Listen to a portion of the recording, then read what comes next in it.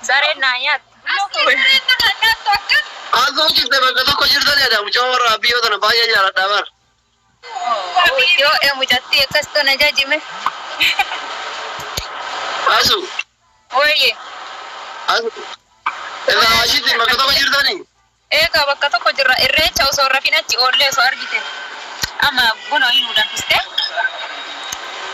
siigale kuno. Oh my God. Banna di osoo hara Dubai jira desila isin gorogora boleh. Nak apa sih me banna di? Maal gorogorta asliyo.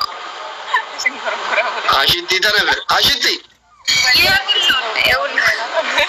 Banna di yani. Ergana le takka jamara Rabi kamasen beku. Yokin Dubai Nawami, yokin Cairo ko Dubai sejarah. Atumang kot. Nak ni tahu? Moya si argite? Apa moya ini beramal koran itu roh berjalan tani. Wari. Moya si argite. Pungkan tu ni nanti berna tu boleh sih nanti.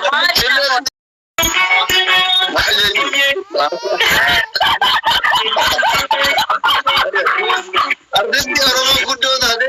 Akhir itu zona kono jalan. Sauti mubarak lagi. How are you? My love, my class, my dude. Jalan. Sauti mubarak jalan. Orang game si aja dewa. Coba musika. Wallahi. Naman kamu si Adi tu man bas salamu berbagi malik.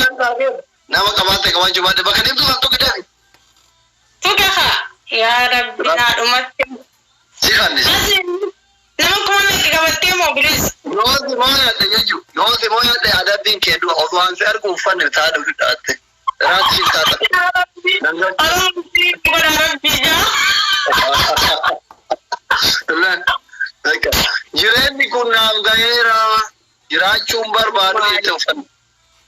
Ni ada share ya. Namara share na goda. Asli tu kan. Jiran ni mah. Siapa tadi tab Quran jiran. Tab Quran nanti asli. Orang mungkin jawab kita Allah Rabbi wajib. Waina rumah kah? Ya asli. Tab Quran nanti apa ni suri? Siapa tab Quran jiran. Aku baru jera wallah kalau orang mungkin ya wallah ini gara-gara harus ini jadi asli berakota gamana please. Asli kaman oleh cujer. Kaman oleh cujer. Ayah nak jira arah. Mana tahu jera hari guyan berbokon ada mi. Cairo ko tu rian ne banat. Wallah ini sih ada ya asli wallah. Mana ada Cairo? Wai, yang mana tu faham dengan teman dia sama tenggen. Mana mata kau baru rian. Ni tu faham ka berada ratin tu faham. Spesialin ke mana ni? Itu Himalaya banan. Ini apa? Mudassir, thank you. Another. Ini. Oh Ini guys. Dalam dalam ini kamu jero. Oh my God. Absyami kan. Oh my. Itu kesaka mana masih baru bagaimana? Inna lillahi wa inna ilaihi raji'un. Udah gada tu. Kuma diddam. Adabin kuma diddam. Kuma diddam ini kuma tak kanjar lalu kuma tak akan Kuma diddam ini sinja malah. Enggak tu bahkan kau darab cetok kau ni baita.